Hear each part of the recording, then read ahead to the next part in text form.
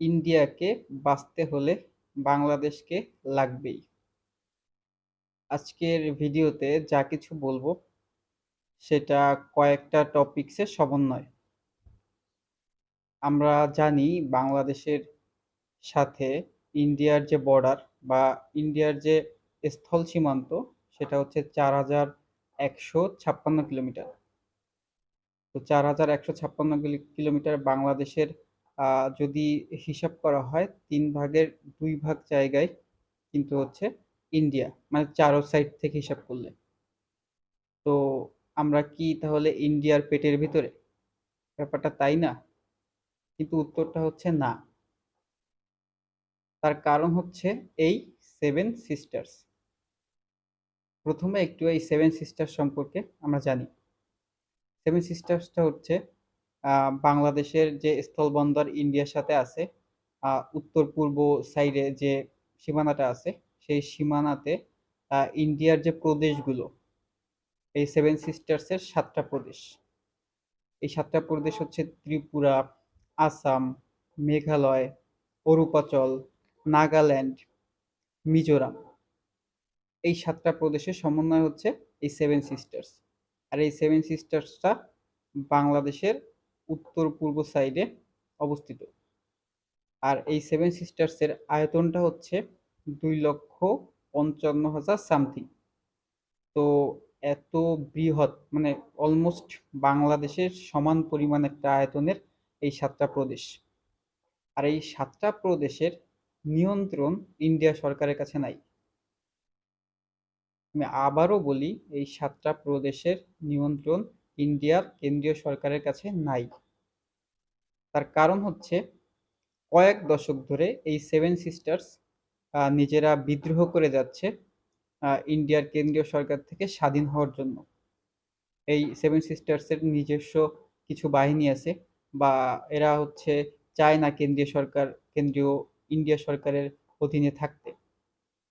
আর এই seven sisters কেন্দ্রীয় সরকারের কোনো সুযোগ সুবিধা বা বেসরকারি কোনো ব্যবসায়িক সুযোগ সুবিধা কোনো কিছুই কিন্তু কেন্দ্রীয় সরকারের থেকে তেমন একটা পায় না। এর কারণ হচ্ছে ইন্ডিয়ার যে কেন্দ্রীয় সরকার, এদের এই সেভেন সিস্টার্স থেকে অনেক দূরে অবস্থিত। আর এদের সাথে যোগাযোগের তেমন কোনো ওয়ে নেই। আগে ভালোভাবে জিনিসটা, মানে আমরা একটু বোঝার চেষ্টা করি। এই 7টা প্রদেশ যদিও ইন্ডিয়ার ভিতরে, ইন্ডিয়াতে অবস্থিত, এটা ইন্ডিয়ার ভিতরেরই প্রদেশ, তারপরেও এই 7টা প্রদেশের নিয়ন্ত্রণ ইন্ডিয়া সরকারের কাছে নাই। তার একমাত্র কারণ হচ্ছে যোগাযোগ ব্যবস্থা। এই যোগাযোগ ব্যবস্থাটা এতটাই ডিফিকাল্ট ইন্ডিয়ার কেন্দ্রীয় সরকারের কাছ থেকে। ইন্ডিয়ার কেন্দ্রীয় সরকার ডিরেক্টলি এদের সাথে কিন্তু যোগাযোগ স্থাপন করতে পারে না।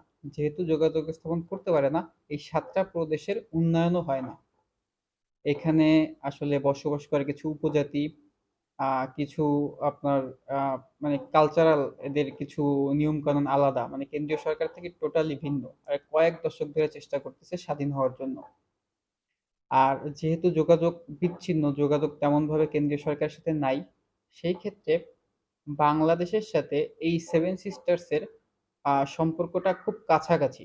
মানে উত্তর পূর্ব সাইডে অবস্থিত হওয়ার কারণে বাংলাদেশের সাথে এদের যোগাযোগটা খুব মানে নিকটেই বলা যায়। বাংলাদেশ চাইলেই এদের সাথে যোগাযোগ করতে পারে, ওপার আর এপার, যেটা ইন্ডিয়ার জন্য খুবই কষ্টসাধ্য একটা ব্যাপার। আর এই ইন্ডিয়ার, আমরা একটা কথা হয়তো বা শুনছি, সেটা হচ্ছে যে চিকেন স্নেক, মানে মুরগির গলা আর কি যারে বলে, মানে এটা হচ্ছে বাংলাদেশ আর নেপালের এমন একটা জায়গা, যে জায়গাটা খুবই সরু, সরু একটা জায়গা। আর যেখান থেকে মানে 22 কিলোমিটারের ছোট সরু একটা প্যাসেজ বলা যায়। এই প্যাসেজের মাধ্যমেই ইন্ডিয়ান সরকার চাইলে এই 7টা প্রদেশের সাথে যোগাযোগ করতে পারে বা সেভেন সিস্টার্সের সাথে যোগাযোগ করতে পারে। তো এত ছোট আর সরু হওয়ার কারণে এই সরু জায়গা থেকে এই 7টা প্রদেশ নিয়ন্ত্রণ করা ইন্ডিয়ার কেন্দ্রীয় সরকারের জন্য কিন্তু খুবই টাফ। সেই ক্ষেত্রে তারা চায় বাংলাদেশের ট্রানজিট, বাংলাদেশের আহ, রাস্তা বা বাংলাদেশের ব্যবস্থা, বাংলাদেশের কোনো যদি রাস্তার ব্যবস্থা থাকে বা ট্রানজিটের ব্যবস্থা থাকে, তাহলে এই 7টা প্রদেশ নিয়ন্ত্রণ করা এই সরকারের জন্য, ইন্ডিয়ার কেন্দ্রীয় সরকারের জন্য খুব সুবিধা হবে। যার কারণে দিল্লি বা ইন্ডিয়ার যে রাজধানী আছে দিল্লি কিন্তু চায় না ঢাকার সাথে তার সম্পর্কের অবনতি করতে। কারণ ইন্ডিয়া অবশ্যই চায় এই ৭টা প্রদেশের নিয়ন্ত্রণ থাকুক। সেটা বাংলাদেশের মাধ্যমে, বাংলাদেশের ট্রানজিট বা ট্রান্সপোর্ট ইউজ করে। কারণ ইন্ডিয়ার কাছে তো কোনো ট্রান্সপোর্টেশন নাই, কোনো সেখানে পৌঁছানোর উপায় নাই। আর যেহেতু এই ৭টা প্রদেশের কোনো উন্নয়ন ইন্ডিয়ার কেন্দ্রীয় সরকার করতে পারে না, এই কারণে কিন্তু এই ৭টা প্রদেশের লোক চায় স্বতন্ত্র হইতে, স্বাধীন হইতে। এই স্বাধীনতা চায় বিধায় ইন্ডিয়া সরকার এদের চাইলেও হেল্প করতে পারে না, আবার চাইলেও এদের আলাদা করে দিতে পারে না। এটা কিন্তু বাংলাদেশের মতো ঠিক এত বড় আয়তনের ৭টা প্রদেশ। তো অবশ্যই ইন্ডিয়া চাইবে না যে এত বড় একটা জায়গা তাদের বেদখল হয়ে যাক বা তাদের নিয়ন্ত্রণের বাইরে চলে যাক।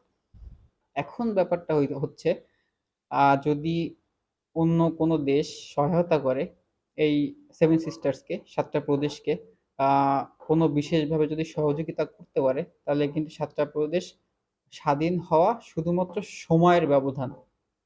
স্বাধীন হইতে যা বাকি আছে। ইন্ডিয়ান ইন্ডিয়ান মিলিটারি ফোর্স বা আর্মি তারা কিন্তু তারা কিন্তু তাদের মিলিটারি ফোর্সের মাধ্যমে ৭টা প্রদেশ জোর করে এক প্রকার নিয়ন্ত্রণে রাখার চেষ্টা করতেছে, এখনো চলমান আছে। আর চিকেন স্নেক যেটা বললাম, যেটার ওয়েতে এই ৭টা প্রদেশ নিয়ন্ত্রণ করা যায়, ২২ বা ২২ গজের মানে ২২ ফুটের একটা ছোট জায়গা, প্যাসেজ, সরু একটা জায়গা, এটা কিন্তু আদৌ এখনো পর্যন্ত ইন্ডিয়ান সরকার উন্নত করতে পারে নাই, যার এক অংশ বাংলাদেশের মানে আমাদের ঘাড়েই আর কি চাপিয়ে দিয়েছে। এখন ব্যাপারটা হচ্ছে আমরা যেহেতু বাংলাদেশ ইন্ডিয়ার পার্শ্ববর্তী একটা প্রতিবেশী রাষ্ট্র, ছোট দেশ হইতে পারি, কিন্তু ছোট দেশ হইলেও ইন্ডিয়া কিন্তু আমাদের উপর এই ৭টা প্রদেশের নিয়ন্ত্রণ নির্ভরশীল। আমাদের মাধ্যমে এই ৭টা প্রদেশের নিয়ন্ত্রণ ইন্ডিয়া করতে চায়। তো অবশ্যই চাইবে না যে ঢাকার সাথে দিল্লির সম্পর্কটা খারাপ হোক শুধুমাত্র এই স্বার্থের কারণে। আর ইন্ডিয়া বাংলাদেশের সাথে যদি ছোট একটা রাষ্ট্র মনে করে ইন্ডিয়া যদি বাংলাদেশের সাথে বিবাদে জড়ায়, সেই ক্ষেত্রে ট্রাম্প কার্ড হবে কিন্তু পাকিস্তান এবং চীন। কিন্তু পাকিস্তান এবং চীনের সাথে কিন্তু ইন্ডিয়ার সম্পর্ক অতটা ভালো না। তো ইন্ডিয়া নিজের অবস্থান নষ্ট করতে চাইবে না ছোটখাটো ব্যাপার নিয়ে। কিন্তু আমি আসলে জানি না কেন আজকে এই যে ফারাক্কার বাঁধ নিয়ে ভয় দেখানো হয়, বা অন্য অন্য নদীর যে বাঁধগুলো আছে এই বাঁধগুলো দিয়ে ভয় দেখানো হয়, অলরেডি একটা বাঁধ ছেড়েও দেওয়া